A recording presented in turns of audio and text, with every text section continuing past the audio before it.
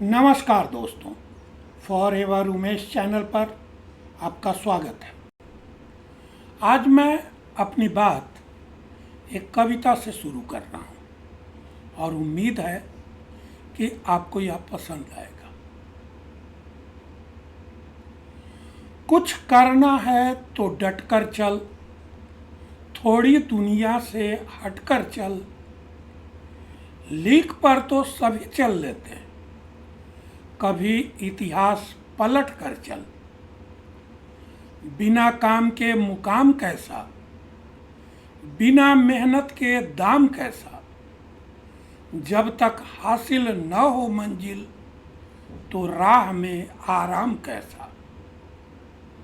अर्जुन सा निशाना रख, मन में न कोई बहाना रख, लक्ष्य सामने है, बस उसी पर अपना ठिकाना रख।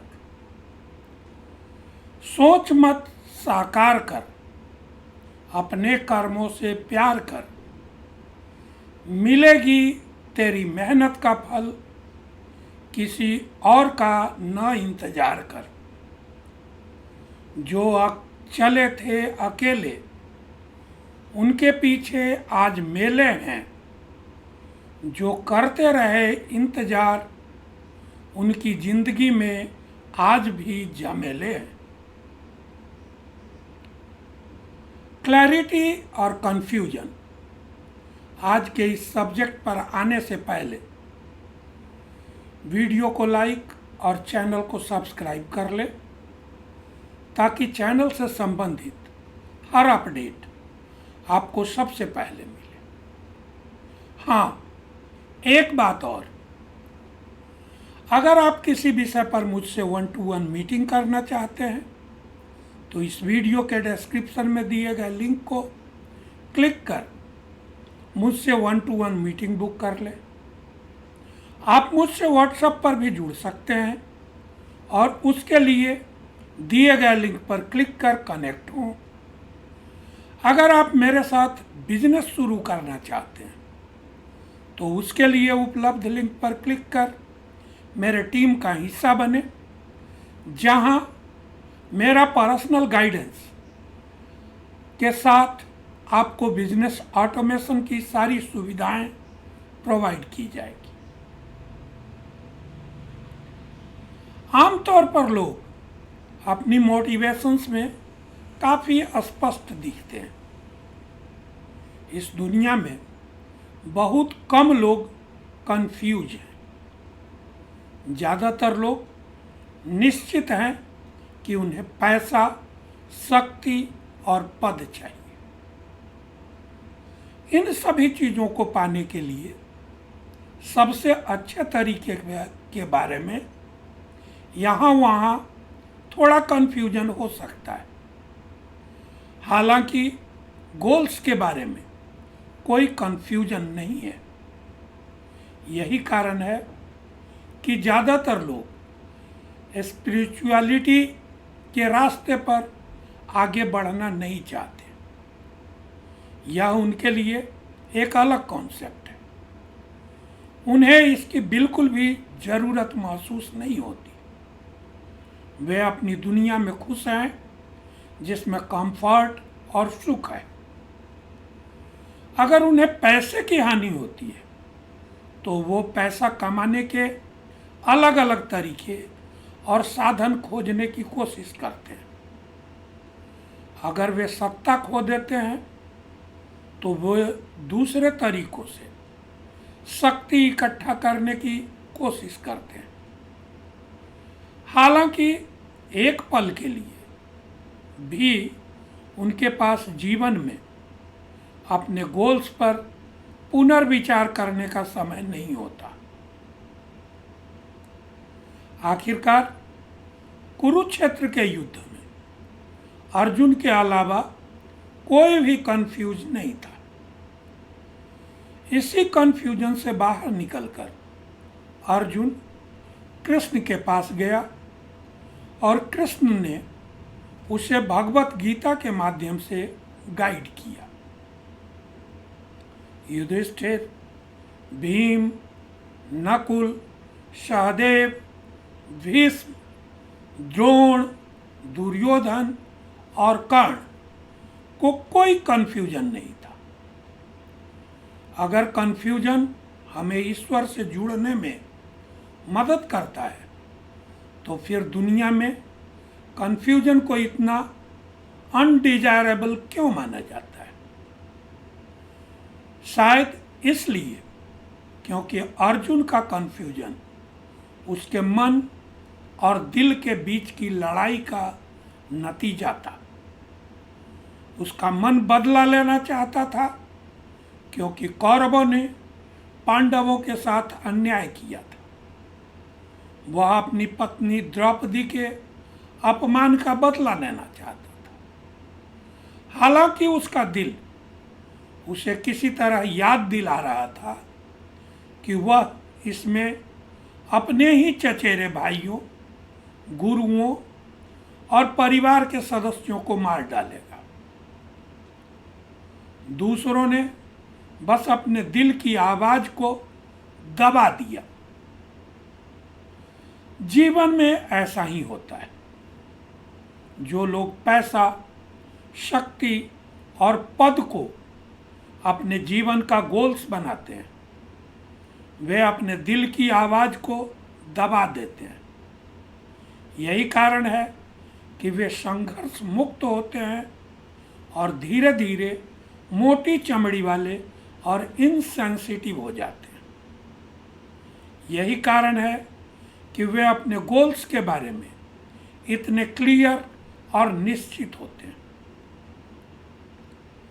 ऐसे में कन्फ्यूजन किस उद्देश्य की पूर्ति करता है? कन्फ्यूजन अधिक क्लैरिटी लाने का पहला कदम है। जब तक वह कन्फ्यूजन पैदा नहीं होता, हम बस उसी सीमा पर अटके रहते हैं जिसे हम अपना जीवन गोल मानते हैं। हमने किसी भी कॉन्ट्राडिक्टरी बात पर ध्यान देना बंद कर दिया है। हालांकि जब हमारी जागरूकता बढ़ती है तो पहली बार हम अल्टरनेटिव विचारों को सुनते हैं और इससे कन्फ्यूजन पैदा होता है। हम अपने दिल और दिमाग की गहरी परतों से अवेयर होते हैं। अनकॉन्शियस माइंड की कई लेयर्स हैं जिनके बारे में हम आमतौर पर नहीं जानते। एक बार जब हम इन लेयर्स को सुनते हैं तो हम कॉन्ट्राडिक्शन से अवगत होते हैं और ये कॉन्ट्राडिक्शन कन्फ्यूजन पैदा करते हैं। कन्फ्यूजन की उस स्थिति में शुरू में हम अपने सीमित दिमाग का उपयोग करके इन कन्फ्यूजन को हल करने की कोशिश करते हैं। हालांकि जैसे जैसे हमारी जागरूकता बढ़ती है, दिल और दिमाग के बीच कन्फ्यूजन बढ़ता जाता है और बुद्धि खुद को संघर्षों को सुलझाने में असमर्थ पाती है। उस अवस्था में हम किसी गुरु या परमात्मा की प्रतीक्षा करते हैं। हम मानव बुद्धि की सीमाओं को समझते हैं और वह समझ हमें परमात्मा के सामने आत्मसमर्पण करने की अनुमति देती है। वह समर्पण हमें विचारों पर ध्यान केंद्रित करने से कुछ समय के लिए विराम देता है। समर्पण की उस अवस्था में परमात्मा हमारा मार्गदर्शन करता है। जब परमात्मा हमारा मार्गदर्शन करता है तो शरीर के साथ साथ मन भी उनकी बातों को चुपचाप सुनता है। इससे पूर्ण क्लैरिटी आती है। एक क्लैरिटी जो हृदय पर मस्तिष्क के डोमिनेंस का रिजल्ट नहीं है, बल्कि एक क्लैरिटी है जिसके भीतर हृदय और मस्तिष्क दोनों पूरी तरह से मर्ज हो जाते हैं। वे दोनों वास्तविकता के साथ अलाइन होते हैं और कृष्ण के डिवाइन रूप का अनुभव करने और भगवत गीता सुनने के बाद अर्जुन की तरह कोई प्रश्न या कंफ्यूजन नहीं होता। हालांकि इसके लिए पूर्ण विश्वास की आवश्यकता होती है, जैसे कि अर्जुन को कृष्ण पर भरोसा था, जिसके कारण उसने अपनी पूरी सेना के ऊपर कृष्ण को चुना। तो दोस्तों, यह था मेरा आज का वीडियो का कंटेंट, जो आपको अच्छा लगा होगा। अगर आपको कुछ विशेष जानकारी चाहिए तो कमेंट कर मुझे अपने विचारों से अवगत कराएं। अगर आपको यह वीडियो ज्ञानवर्धक और प्रयास सार्थक लगा तो वीडियो को लाइक और चैनल को सब्सक्राइब करना न भूलें, क्योंकि आपका लाइक और सब्सक्राइब करना हमारे लिए एक इम्यूनिटी बूस्टर है, जो नेक्स्ट वीडियो के लिए एजुकेटिव कंटेंट चुनने की प्रेरणा देता है। आप अगर मुझसे 1-to-1 मीटिंग करना चाहते हैं तो इस वीडियो के डिस्क्रिप्शन में दिए गए लिंक को क्लिक कर मुझसे 1-to-1 मीटिंग के लिए स्लॉट बुक करें। आप व्हाट्सएप पर भी मुझसे कनेक्ट हो सकते हैं, उसके लिए भी एक लिंक है, उसे क्लिक कर मुझसे कनेक्ट हो।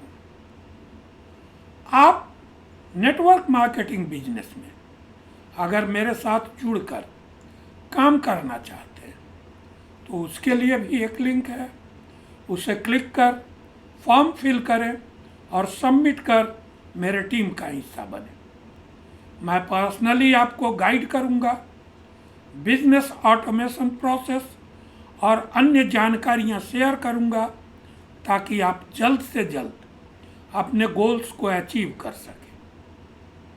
आप अपना बहुमूल्य समय निकालकर मुझसे जुड़े और अंत तक मेरे वीडियो को देखा, इसके लिए दिल से बहुत बहुत आभार।